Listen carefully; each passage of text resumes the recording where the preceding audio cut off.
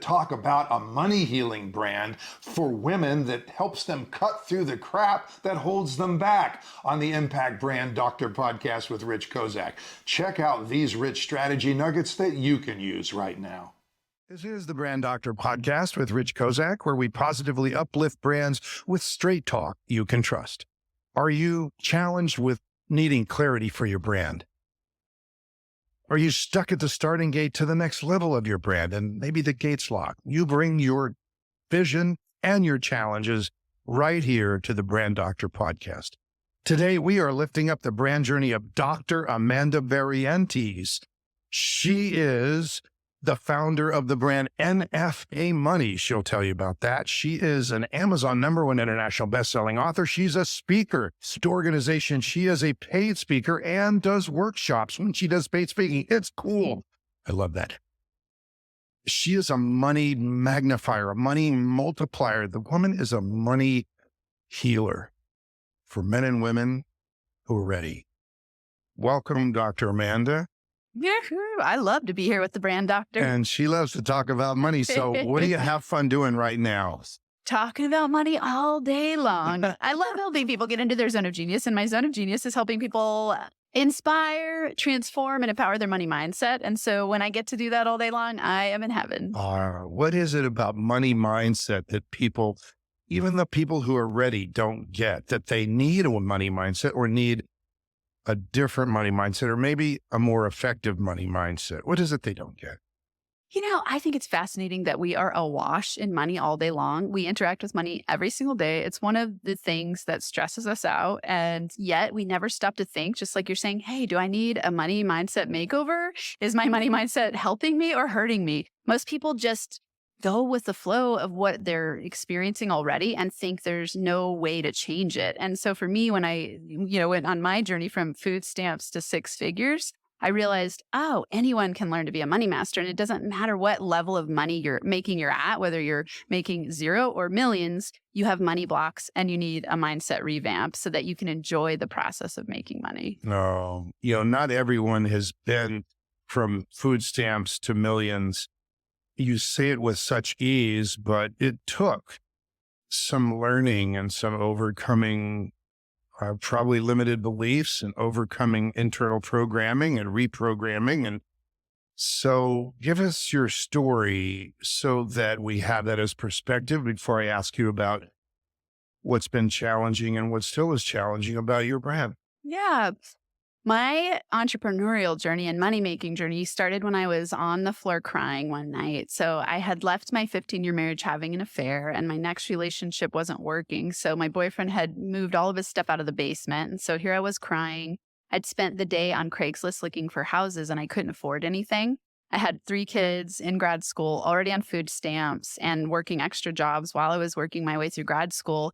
And so, I'm on the floor feeling pretty sorry for myself and scared. And thinking, no one's coming to save me. And what's the problem here? And so I scanned my life course and I had this awareness it's me. I'm the problem. And so I thought, all right, I'm willing to do whatever it takes to create a better relationship and make some more money. And it led me to podcasting because I was, I didn't have any money. I was already super busy. And so I was listening to podcasts everywhere I went, walking between classes, walking between teaching, listening to my kids in the background, while I'm washing the dishes. I have a podcast in one ear playing on double speed and really started to change the way that I was thinking. And so at the same time, my department had this national news fallout where professors were leaving the department and everyone was really stressed. And I thought, I don't want to be a professor anymore, which is what I was on track for because I thought this was a job with a lot of financial security. And wow. I just went, okay, well, all of these podcasts are done by coach type people. And I loved to teach. I won teaching awards at the university. And I thought, well, maybe I should just take the leap and be a coach. So I graduated, I took the leap, I became a coach, and I went 6 figures in that first year.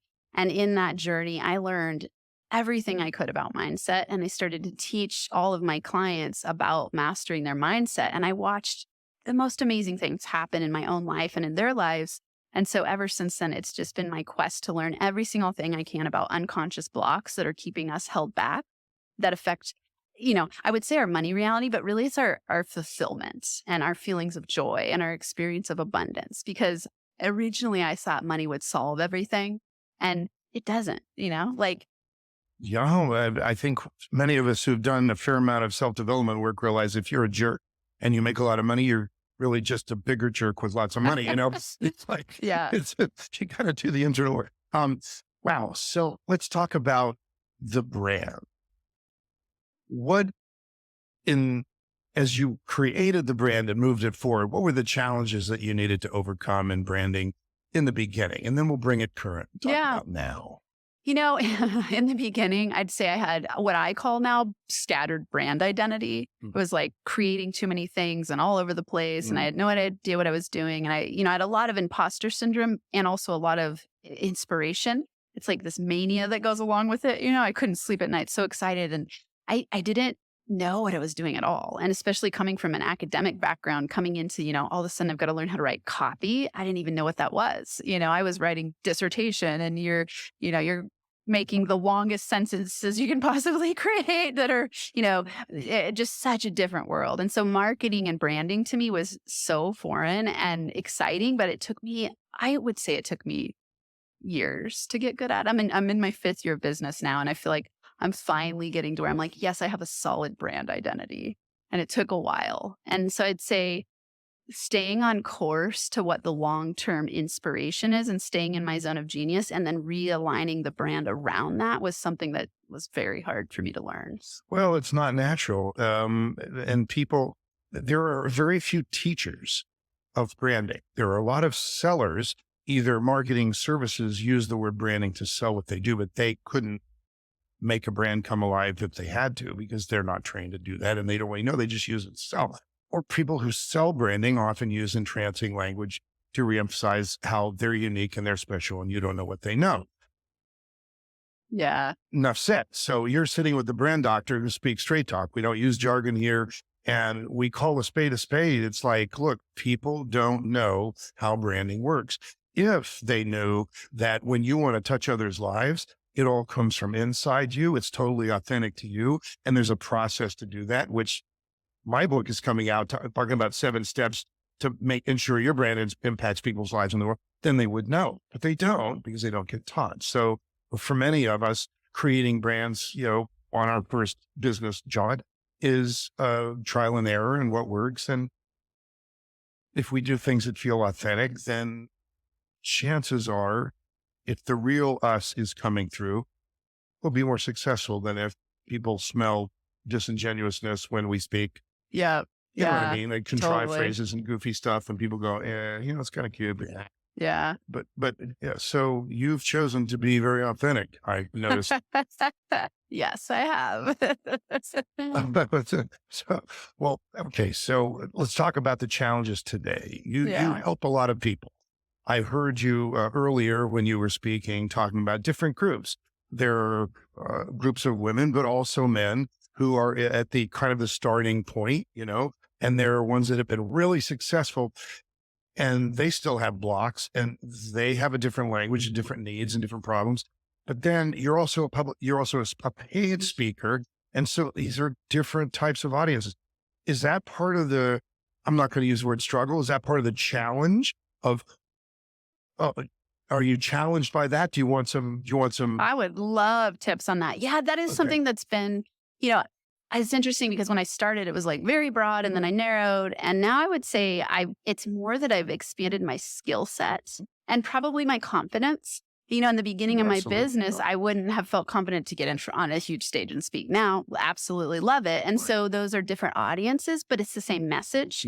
And so sometimes in my branding now, I go like, when I'm creating, this content for my Women Entrepreneur podcast, that's very clearly for pre-6-figure women entrepreneurs. When I'm speaking on stage for a keynote to, corporate executives, very different audience. And so having the NFA Money brand, and it be an umbrella for all of that, I would love some tips there on how they'll do that. Thank you. So let's take that for a moment. I need to do a time check here. Great. So let's take that and talk about an umbrella brand. So for most of you who have never even thought about the concept of an individual, in this case, we're talking to Dr. Amanda, and she and her work and her programs and her presentations and her books are the brand. It is she, it's her name. And she's named the entity NFA Money, but she is the brand. She is the founder of the brand. However, that brand can grow. She might end up giving it legs in lots of different areas as she either gains confidence, gains expertise, gains momentum, so her audiences get bigger, or adds joint venture partners and adds the offering, or adds different language. I mean, legs are legs. So a brand can have lots of legs. So how do you handle different target audiences having different things that are important to them? How do you handle speaking to them? Good question. Here's the answer. We're going to talk for a moment about taglines. I don't want to simplify it, but I actually do want to simplify it. So logos and taglines. Taglines come in kind of two versions. One, and by a tagline, we're talking about a positioning line of words that is officially and formally and fixed, attached to the brand name. So NFA Money might have an overall tagline. Let's say, and this is brain to tongue, so this is not recommendation. So let's say it is money mindset that takes you into all your futures. Do you want me to share what I've come up with? No. Okay. Not in the middle of this sentence because it'll, Okay. But then, I mean, a moment. Okay. And I'm good with that. Really. It's not that I don't want you to share, but, do you understand what I did there? And that's why I didn't want to be interrupted. Money mindset that takes you into all your futures. Okay. Or that opens the door to your futures. There's an intangible brand promise that could apply to any one of her target audiences. You feel me on that? Mm-hmm. Now it's time to campaign to the women who are just starting out in business and don't have $50,000 to join some mastermind program. They might have $5,000 if you give them payments, but they have certain mindset. They have certain care abouts. And I'm going to use that word specifically, and it's not a jargon word. It's a care about. It's what they care about. It's what's in their mind, and they're saying it to themselves. I need better ways to deal with money. I've never been good with money. Oh my God, I need to change the way I deal with money. Is there something wrong with me? Whatever they're saying to themselves is relevant to what this brand does, is a care about. But you see, that target audience, the women at the starting point, is different than the target audience of women who are making $3 million a year already. They have a different set of care abouts. A man who wants to be a better provider for his family, and he's thinking about children and legacy, he has a different set of care abouts. An organization who wants the right speaker to come in and inspire and then train their people to be better parts of the team, they have different care abouts. So taglines can be campaign. And when you use a tagline as your marketing hook and you put it in the care about language of your target audience, it will work well for you. So what that means is you may change your tagline for a specific target audience. As a matter of fact, I encourage it because now they'll know you're the one.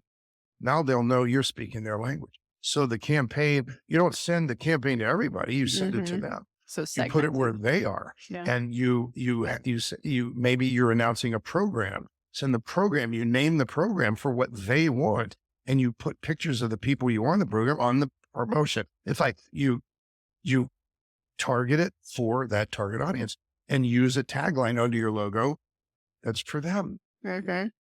Yeah. But you can still have the overall tagline that speaks to what the umbrella brand really stands for, whatever that is, shifting your money mindset for all of your futures or whatever it is. Yep. Okay. Yep. So we can talk about that also. Did you want to share? And yeah, it's mindset strategies that magnetize money. Okay. Do you want my response on that? Yes. Okay. Mindset strategies that magnetize money. Some people don't talk like that. And so if you want to attract people who do talk like that, that'll be really good. But if you want to attract people that don't talk like that, they didn't come from a corporate environment. Strategize is a really heavy word for people that, I don't know. Yeah. So it depends who you're targeting. It might be right for the right year, Mm-hmm. but it wouldn't be right for the other year. Yeah. So consider that. That's it. Okay. That's not, Yeah. that's reflection. That's not criticism. That's just be careful because of just one word in a phrase, a V instead of an makes a huge difference in the way something lands. So it's definitely worth considering what the objective is and who the target is. So let's go back to that rich brand nugget, if you will. Use a target audience's careabouts to bait your marketing hooks. In this case, a tagline that is a campaign tagline where you're selling a product or a service or a system or an event or to a specific target audience. And you use language that reflects their careabouts and a tagline reflects their careabouts. Okay. Let's think General Electric. If General Electric wants people to buy stock, they'll advertise on their Super Bowl and they'll use their we bring good things to life. Oh, I think I'll buy their stock. But yet, if they run a jet engine company, and if you try to sell jet engines, I've been in the aerospace industry, in the bowels of it, you try to sell jet engines with that kind of tagline, they're going to laugh you out of the stuff. You better change the tagline to jet engines on the front edge of material science or something, that's relevant to the target audience. So hopefully that helps. Yeah. That makes sense. I don't want to make it all personal, but hey, and now, what else challenges you looking for? I think it's that it gets down to the details where it's like, do I customize my brand identity on LinkedIn differently than Instagram based on targeting different people? And to me, you already answered it by the last things that you said. It's like, yes, LinkedIn's for my speaker presence and Instagram is for more personal. And so having different parts of my brand show up on different social media platforms. I don't want to give a generic answer, but I'll give an answer that will help not only you, but people who are listening.